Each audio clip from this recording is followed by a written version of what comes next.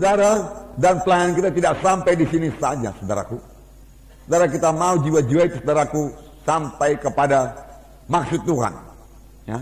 Bukan hanya selamat dari api neraka saja, saudaraku. Tidak. Kita mau dia berubah, kita mau dia sembuh, saudaraku.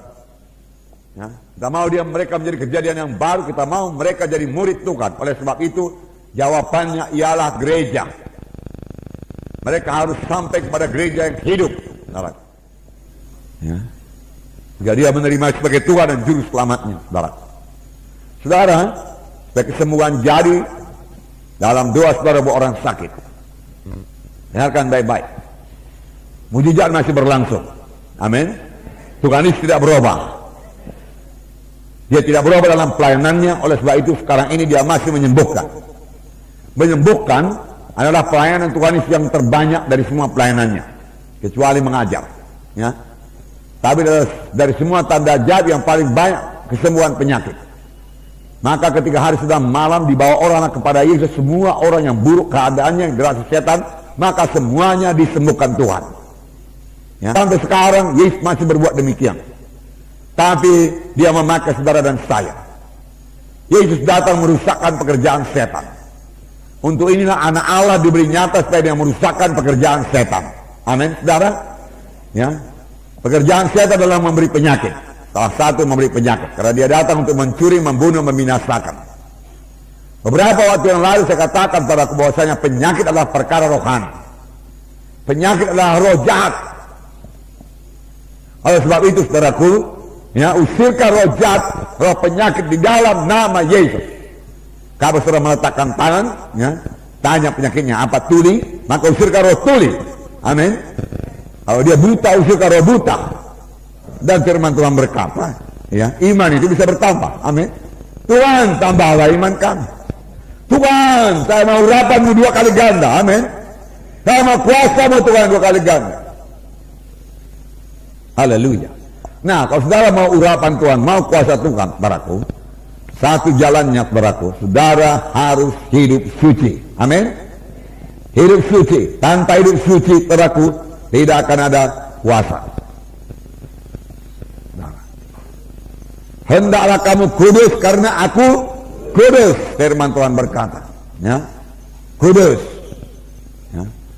Saudaraku, sebagai anak Tuhan yang sudah selamat, sudah lahir baru, dipenuhkan dengan Roh Kudus, yaitu saudara dan saya.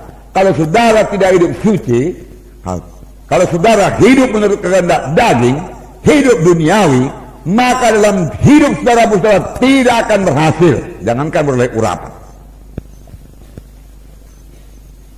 Jadi saudaraku, hidup kudus, saudaraku, hidup menolak dosa, hidup mematikan kehendak daging adalah salah satu kunci untuk keberhasilan, kemenangan, keberkatan dalam dunia ini. Amin. Ya.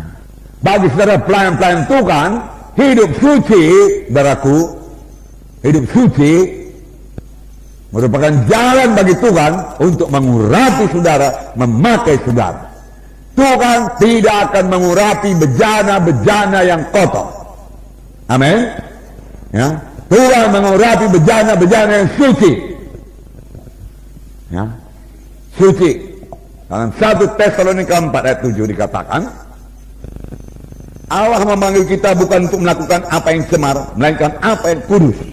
Ini sesudah kita selamat, jangan berbuat apa yang semar lagi, buat apa yang kudus. Saudara, secara dunia saya katakan tadi itu membawa kepada keberhasilan. Contohnya saudara lihat, saudaraku, Yusuf dalam perjanjian lama. Ya. Memang dikatakan Yusuf disertai Tuhan. Apakah kita tidak disertai Tuhan? Disertai Tuhan, amin. Ya. Dan firman Tuhan berkata, sehingga dia selalu berhasil dalam apa yang dikerjakannya. Penyertaan Tuhan membuat kita berhasil. Anak Tuhan adalah anak-anak yang berhasil. Amin. Di dunia ini, saudaraku, lain daripada orang dunia ini.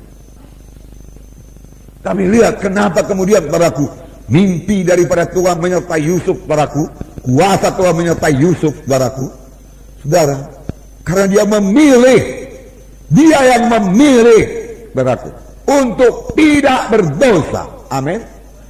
Ya, dia menetapkan hati untuk tidak berdosa. Ya. Pada waktu dia digoda, setan hanya menggoda. Dia tidak bisa memaksa. Sama sebagaimana Roh Kudus juga tidak memaksa. Tapi dia menggoda untuk jatuh kepada kehendak daging, untuk jatuh kepada hawa nafsu, saudara. Dan sudah banyak korbannya, bahkan di antara hamba-hamba Tuhan, saudara. Sayang sekali. Hamba-hamba Tuhan yang hidup menurut hawa nafsu akan kehilangan urapan, kehilangan kuasa, kehilangan jiwa-jiwa, kehilangan sidang, kehilangan panggilan Tuhan, kehilangan keluarga, kehilangan famili, kehilangan berkat Tuhan. Mahal bayarannya ya. Mahal. Nara mau contoh, nggak usah jauh-jauh, Simpson contohnya. Kehilangan segala-galanya. Karena hidup menurut kehendak daging. Karena tidak mau hidup dengan kekudusan, barat. Tapi Yusuf beroleh segala-galanya. Karena dia digoda untuk berbuat dosa. Ada kesempatan buat berbuat dosa. Ada kesempatan barat hidup menurut kehendak daging, baratku. Tapi dia tidak mau. Dia katakan tidak, tidak, tidak, tidak. Dia disertai Tuhan. Roh Kudus menyertai dia. Hikmahnya luar biasa. Sampai Firaun berkata, di mana kita bisa dapat orang seperti ini? Karena Roh Allah tinggal dalam dia. Orang kafir mengetahui Roh Allah tinggal dalam dia. Karena hikmahnya luar biasa. Karena dia hidup suci, Roh Kudus dalam memberikan hikmat kepadanya. Ini yang kita butuhkan sekarang ini, saudara. Saudara harus dipakai Tuhan, saudara harus diurapi Tuhan. Saudara. Lalu kita orang Kristen mau melayani tanpa kuasa. Lalu kita orang Kristen mau melayani dengan hidup dalam kehendak daging. Saudara, tidak akan ada kuasa. Saudaraku. Hidup kudus, saudaraku. Hidup kudus. Hidup suci, saudaraku. Hidup suci, saudaraku.